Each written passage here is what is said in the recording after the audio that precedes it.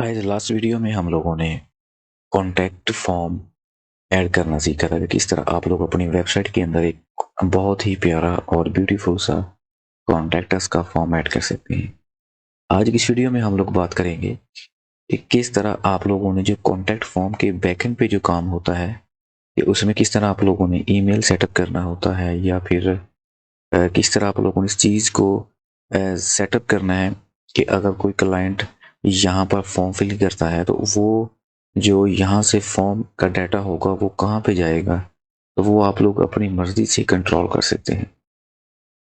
अब मैं यहाँ पर आपके सामने पहले एक एग्जांपल देता हूँ कि जो मैंने इसके बैकग्राउंड पे अपनी ईमेल आईडी लगाई है अपनी वेबसाइट की। अगर आप लोग यहाँ पर आकर इस फॉर्म को फिल करते हैं, फॉर एग्जांपल मैंने यहाँ पर एक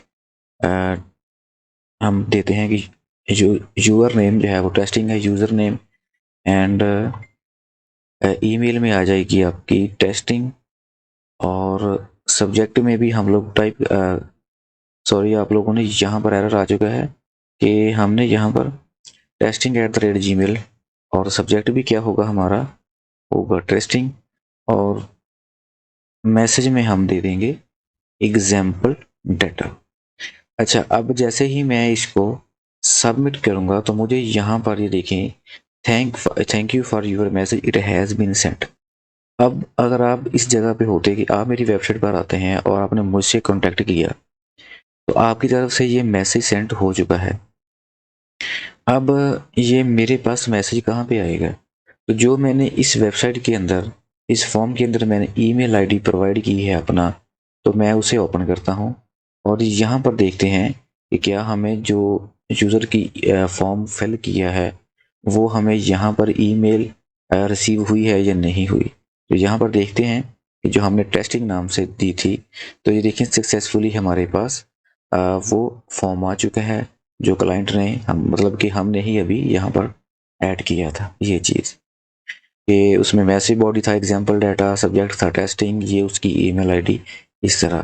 तो ये आपको कॉन्टैक्ट फॉर्म के बैकएंड पे काम करना पड़ता है। तो उसको किस तरह करना है, सबसे पहले आपने आ जाना है कॉन्टैक्ट में।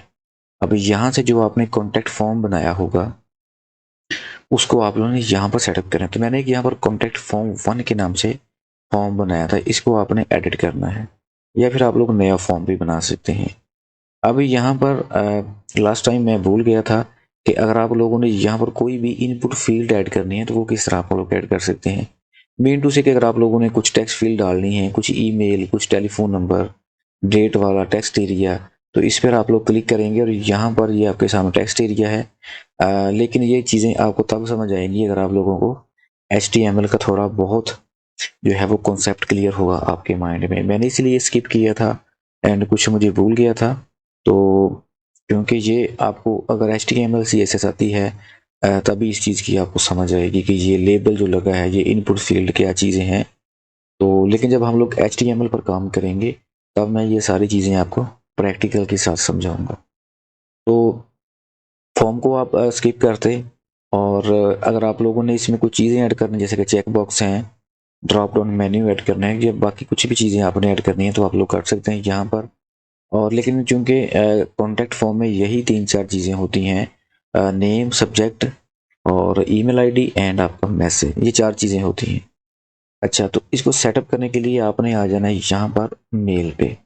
मेल पे क्लिक करने के बाद यहाँ पर जो है वो कुछ सेटिंग आपने देखनी है कि अगर कोई बंदा मेरी वेबसाइट पर आकर मुझे जो है वो फॉर्म फिल करके मैसेज करता है, कांटेक्ट करता है मेरे साथ, तो वो जो फॉर्म का डाटा है वो मुझे इस ईमेल पे आएगा।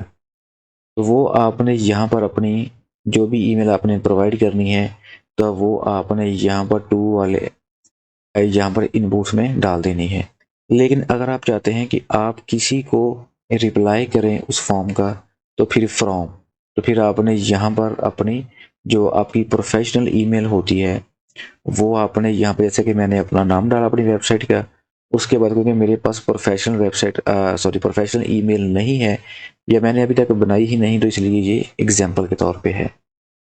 अगर आपको कोई आपके साथ कांटेक्ट करना चाहे तो वो आपको इस ईमेल आईडी पर फॉर्म आएगा, और अगर आपने किसी को रिप्लाई देना है देन फिर ये चीज़ उसके पास जाएगी कि ये फलां कंपनी से मुझे ये जो है वो ईमेल रिसीव हुई है। उसके बाद यहाँ पर सब्जेक्ट में आप लोग लिख दें वन प्रो पाकिस्तान ने, और नीचे आपने ये टाइप कर देना है, बाकी आप इसको छोड़ दें। नीचे आ जाएं जी मैसेज बॉडी में। अब मैसेज बॉडी में फ्रॉम में क्या होगा, आप नेम होगा और ईमेल होगी उस बंदे की, और जिसने आपको फॉर्म सेंड किया होगा। सब्जेक्ट में क्या होगा, सब्जेक्ट होगा, लेकिन ये 2 दफ़ा है, इसको हम यहाँ से स्किप करते हैं। अच्छा जी, उसके बाद है यहाँ से आपको थोड़ी चेंजिंग करनी है कि जैसे कि ये मैंने यहाँ पर चीज़ें ऐड की हैं, आपने भी ऐसे ऐड करनी है। तो नेम डबल कॉलन और ये करली ब्रैकेट्स के अंदर आपने यूर नेम, अब ये कहाँ से उठाना है, ये आपके सामने ये चीज़ें बनी बनाई हैं, ये आपके शॉर्ट कोड्स हैं। आपने नेम टाइप करना है, डबल कॉलन लगा के इसको यहाँ से ऐसे सिलेक्ट करके कंट्रोल सी करना है, एंड कंट्रोल सी करके यहाँ पर आपने नेम के आगे टाइप कर देना है। इसी तरह ही आपने उसके बाद इंटर प्रेस करके ईमेल यहाँ पर लिखा, डबल कॉलन लगाया, और ये देखिए आपके सामने ये ईमेल का भी शॉर्ट कोड है, योर सब्जेक्ट का भी है और योर मैसेज का भी है। चारों को 1 बाय 1 यहाँ से कॉपी करें और यहाँ पर आकर एक एक करके पेस्ट करते जाएं। आप लोग यहाँ से देख सकते हैं नेम है, ईमेल है, सब्जेक्ट है एंड मैसेज है। ये सारा कुछ करने के बाद आपने एक चीज़ माइंड में रखनी है कि आपने यूज HTML कंटेंट टाइप पे क्लिक कर देना है।